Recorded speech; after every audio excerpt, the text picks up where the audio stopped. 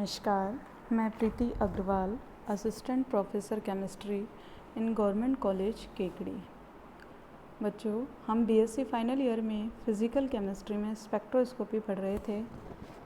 Last day हमने देखा कि किसी भी पदार्थ की इलेक्ट्रोमैग्नेटिक रेडिएशन से इंटरेक्शन क्रिया द्वारा जब उस इलेक्ट्रोमैग्नेटिक रेडिएशन का अवशोषण होता है या उत्सर्जन होता है, उसके आधार पर किसी पदार्थ की मॉलिक्यूलर स्ट्रक्चर ज्ञात करना स्पेक्ट्रोस्कोपी कहलाता है।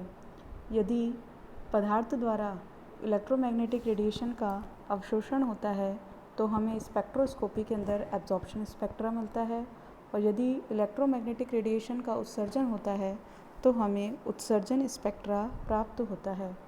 हमने एब्जॉर्प्शन और इमिशन स्पेक्ट्रा का क्लासिफिकेशन पढ़ा कि एब्जॉर्प्शन और इमिशन स्पेक्ट्रा दोनों दो प्रकार के होते हैं, कंटिन्यूअस और डिसकंटिन्यूअस।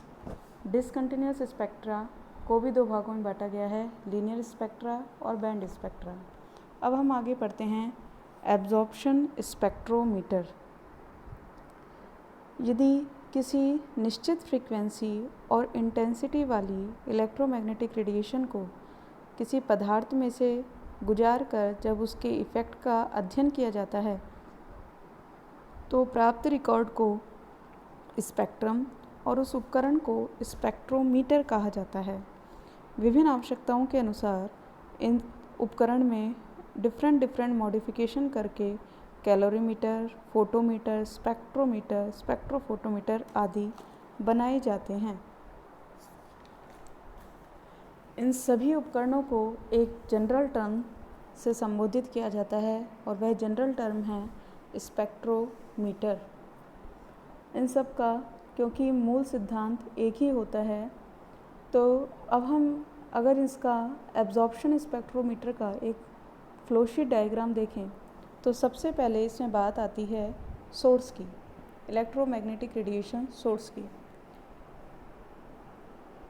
सोर्स में हम उचित इंटेंसिटी तथा उपयुक्त वेवलेंथ वाले रेडिएशंस काम में लेते हैं।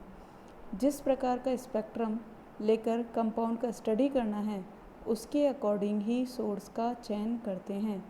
जैसे यदि आपको रोटेशन वाइब्रेशनल स्पेक्ट्रा प्राप्त करना है तो इसके लिए हम आईआर रेडिएशन की रिक्वायरमेंट होगी, और आईआर रेडिएशन के लिए हम जो सोर्स काम में लेते हैं वो है ग्लोअर या नर्स्ट ग्लोअर। इसमें यह नर्स्ट ग्लोअर सिलिकॉन कार्बाइड की छड़ होती है जिस पर सिल्वर की कोटिंग होती है। और यदि आप इलेक्ट्रॉनिक ट्रांजिशन प्राप्त करना चाहते हैं तो हमें इसके लिए उच्च ऊर्जा युक्त रेडिएशन की आवश्यकता होती है, और इसके लिए हम हाइड्रोजन या ड्यूटेरियम विसर्जन लैंप का प्रयोग में लेते हैं। जबकि विजिबल स्पेक्ट्रा के लिए हम एक साधारण कांच में बंद टंगस्टन फिलामेंट लैंप का उपयोग करते हैं। अब रेडिएंट सोर्स के बाद बात आती है सैंपल की। तो जिस पदार्थ का हम स्पेक्ट्रम हमें प्राप्त करना है उसे उपयुक्त सॉल्वेंट में घोलकर उस विलयन को उस सैंपल ट्यूब में लिया जाता है। डिफरेंट टाइप की स्पेक्ट्रोस्कोपी में यह सैंपल ट्यूब डिफरेंट मटेरियल की बनी होती है। नली का पदार्थ इस प्रकार का होना चाहिए कि वह प्रयुक्त किए जाने वाले रेडिएशंस का जरा सा भी एब्जॉर्प्शन नहीं करे, क्योंकि यदि सैंपल सेल आने वाले इलेक्ट्रोमैग्नेटिक रेडिएशन का एब्जॉर्प्शन करती है तो हमें सही उस पदार्थ के बारे में सही जानकारी नहीं मिल पाती, या कहें कि उस पदार्थ के स्पेक्ट्रा में यह एक बाधा का काम करता है। अतः यदि आप आईआर रेडिएशन का प्रयोग कर रहे हैं तो सैंपल सेल एल्किलाई मेटल हैलाइड जैसे सोडियम क्लोराइड, पोटेशियम ब्रोमाइड आदि की काम में लेते हैं। और विजिबल लाइट का प्रयोग करते समय हम कांच की तथा यूवी रेडिएशन का प्रयोग करते समय हम क्वार्ट्ज की बनी हुई नली का प्रयोग करते हैं। कांच या क्वार्ट्ज अविरत रेडिएशन का एब्जॉर्प्शन कर लेते हैं, इसलिए हम कांच या क्वार्ट्ज की बनी सैंपल ट्यूब का आईआर स्पेक्ट्रोमीटर में प्रयोग नहीं लेते हैं। प्रयोग सॉल्यूशन बनाते समय सॉल्वेंट का सिलेक्शन भी रेडिएशन के एब्जॉर्प्शन के आधार पर ही किया जाता है। चूँकि वाटर के मॉलिक्यूल आईआर रेडिएशन का एब्जॉर्प्शन कर लेते हैं, इसलिए बच्चों यहाँ ध्यान देने वाली बात है कि आईआर स्पेक्ट्रोस्कोपी में कभी भी एक्वस सॉल्यूशन का प्रयोग नहीं करते, या कहें हम जिस पदार्थ का हम आईआर स्पेक्ट्रा प्राप्त कर रहे हैं उसका जब हम सैंपल तैयार करेंगे तो उसके लिए जो सॉल्यूशन के लिए प्रयुक्त सॉल्वेंट है कभी भी वाटर नहीं लिया जाता। वाटर के स्थान पर यहाँ कार्बन टेट्राक्लोराइड या कार्बन डाइसल्फाइड या बेंजीन जैसे नॉन पोलर सॉल्वेंट का प्रयोग लेते हैं। ये तो हुई सैंपल सेल की बात। अब नेक्स्ट इसका नेक्स्ट पार्ट आता है मोनोक्रोमीटर या एनालाइज़र। मोनोक्रोमीटर उसी पदार्थ का बना हुआ एक घूमने वाला प्रिज्म होता है जिस पदार्थ की आपकी सैंपल ट्यूब बनी होती है।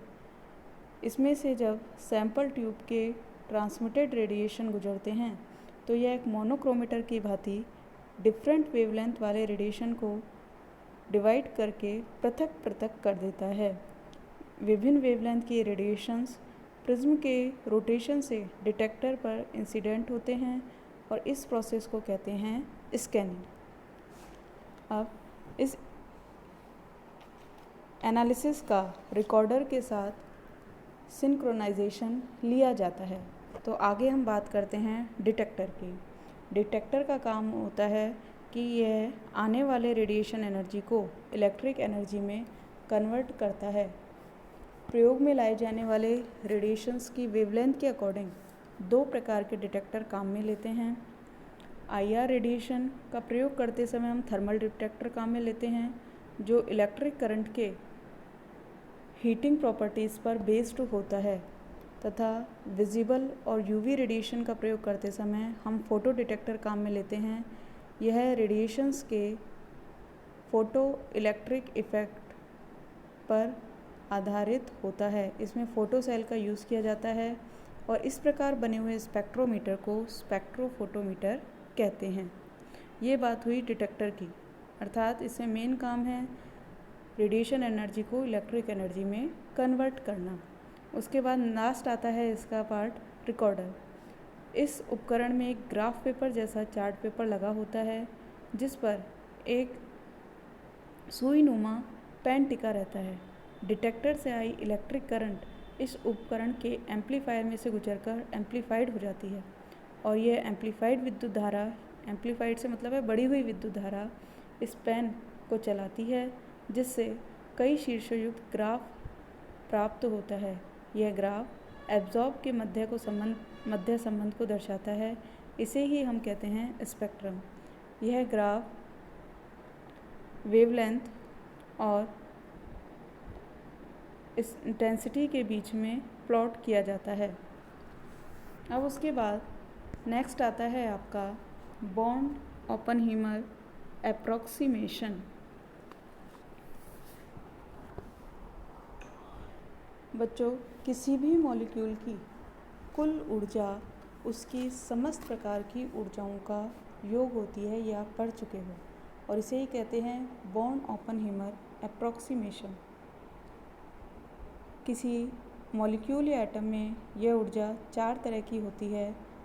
पहली ई ट्रांसलेशनल, जिसे बोलते हैं ई स्थानांतरीय ऊर्जा।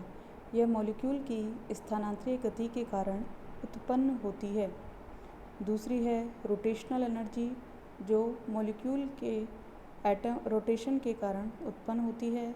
वाइब्रेशनल एनर्जी, यह मॉलिक्यूल के अंदर उपस्थित एटम के एक दूसरे के सापेक्ष वाइब्रेशन के कारण उत्पन्न होती है। लास्ट है इलेक्ट्रॉनिक एनर्जी, जो इलेक्ट्रॉनों की ऊर्जा के कारण उत्पन्न होती है और इन सभी का योग कुल ऊर्जा कहलाता है। अर्थात E total is equal to E translational plus E rotational plus E vibrational plus E electronic. इन चारों ऊर्जाओं में ट्रांसलेशनल ऊर्जा क्वांटीकृत नहीं होती, तथा इसका मान भी बहुत कम होता है। अगर हम यहाँ एनर्जी सीक्वेंस देखें तो सबसे ज़्यादा ऊर्जा इलेक्ट्रॉनिक एनर्जी की होती है, उससे कम वाइब्रेशनल से कम रोटेशनल की होती है और सबसे कम होती है ट्रांसलेशनल की। तो इसलिए हम ट्रांसलेशनल एनर्जी का मान नगण्य मानकर हम ई टोटल लिखते हैं, ई electronic plus E vibrational plus E rotational. अगर इस मॉलिक्यूल की टोटल एनर्जी में चेंज देखें तो हम लिख सकते हैं delta E total is equal to delta E electronic plus delta E vibrational plus delta E rotational. इन ऊर्जाओं की सन्निकटन कोटि इस प्रकार होती है, delta E electronic is equal to delta E vibrational into 10⁻³ is nearly equal to delta E rotational into 10⁻⁶। चूँकि एक रोटेशन के दौरान लगभग 1000 वाइब्रेशन उत्पन्न होते हैं, अतः हम कह सकते हैं कि रोटेशन तथा वाइब्रेशन स्वतंत्र होते हैं तथा एक दूसरे को इफेक्टेड नहीं करते। इन ऊर्जाओं का एक दूसरे से स्वतंत्र रहना या एक दूसरे को प्रभावित न करना ही बॉर्न ओपेनहीमर अप्रॉक्सीमेशन कहलाता है। बॉर्न ने यह माना था कि नाभिक गतिहीन होता है, रेस्ट स्टेज में होता है तथा रोटेशन के समय उसकी बॉन्ड लेंथ में किसी तरह का कोई परिवर्तन नहीं आता, लेकिन वास्तव में देखा जाए तो रोटेशन के समय बॉन्ड लेंथ चेंज होती है। रोटेशनल कांस्टेंट का मान बढ़ने पर बॉन्ड लेंथ कम होती जाती है। इसके बाद फाइनली अगर हम इन बैंड स्पेक्ट्रा का क्लासिफिकेशन देखें तो हम इसको मुख्य रूप से 3 भागों में बांटते हैं, रोटेशनल स्पेक्ट्रा, वाइब्रेशनल स्पेक्ट्रा और इलेक्ट्रॉनिक स्पेक्ट्रा। अगर हम बात करें शुरुआत में रोटेशनल स्पेक्ट्रा की, तो किसी मॉलिक्यूल को दी गई वह न्यूनतम एनर्जी जो मॉलिक्यूल में रोटेशन उत्पन्न कर दे उसे रोटेशनल एनर्जी कहते हैं और उससे प्राप्त स्पेक्ट्रा रोटेशनल स्पेक्ट्रा कहलाता है। रोटेशनल स्पेक्ट्रा के लिए मिनिमम एनर्जी की जो रिक्वायरमेंट होती है वो होती है 0.005 इलेक्ट्रॉन वोल्ट। चूँकि इसके लिए एनर्जी बहुत कम चाहिए, इससे यह स्पष्ट होता है कि हमें प्योर रोटेशनल स्पेक्ट्रा प्राप्त हो सकता है। रोटेशनल स्पेक्ट्रा हमेशा माइक्रोवेव रीजन में सूक्ष्म तरंग दैर्ध्य क्षेत्र में प्राप्त होता है और रोटेशनल स्पेक्ट्रा के लिए जो आवश्यक कंडीशन है वो ये है कि मॉलिक्यूल वेपर स्टेज में होना चाहिए, अर्थात लिक्विड या सॉलिड स्टेट में नहीं होना चाहिए, और इसके अलावा रोटेशन के दौरान उसके डायपोल मोमेंट में चेंज होना ज़रूरी है। यदि रोटेशन के दौरान डायपोल मोमेंट में कोई चेंज नहीं हो रहा तो वह रोटेशनल स्पेक्ट्रा नहीं देता। तो हम कह सकते हैं कि होमो एटमिक स्पेशीज़ कभी भी रोटेशनल स्पेक्ट्रा नहीं देती है। उसके बाद बात करें वाइब्रेशनल स्पेक्ट्रा की, तो वाइब्रेशनल स्पेक्ट्रा उत्पन्न करने के लिए जो मिनिमम एनर्जी की रिक्वायरमेंट होती है वो है 0.1 इलेक्ट्रॉन वोल्ट। क्योंकि वाइब्रेशनल स्पेक्ट्रा के लिए एनर्जी रोटेशनल स्पेक्ट्रा की तुलना में अधिक चाहिए, तो जब भी वाइब्रेशनल स्पेक्ट्रा प्राप्त होगा तो उसके या कहीं मॉलिक्यूल में जब वाइब्रेशन होगा तो उसके साथ साथ रोटेशन भी ज़रूर होता है। तो हम कह सकते हैं कि वाइब्रेशनल स्पेक्ट्रा कभी भी हमें प्योर प्राप्त नहीं होते, ये रोटेशनल स्पेक्ट्रा के साथ एसोसिएट होते हैं और वाइब्रेशनल स्पेक्ट्रा हमें IR रीजन में प्राप्त होते हैं। इसके लिए भी आवश्यक शर्त ये है कि मॉलिक्यूल वाइब्रेशन के दौरान मॉलिक्यूल के डायपोल मोमेंट में चेंज होना चाहिए। तो हम इसमें भी यह IR स्पेक्ट्रा भी होमोडाइएटमिक स्पेशीज़ नहीं देती है।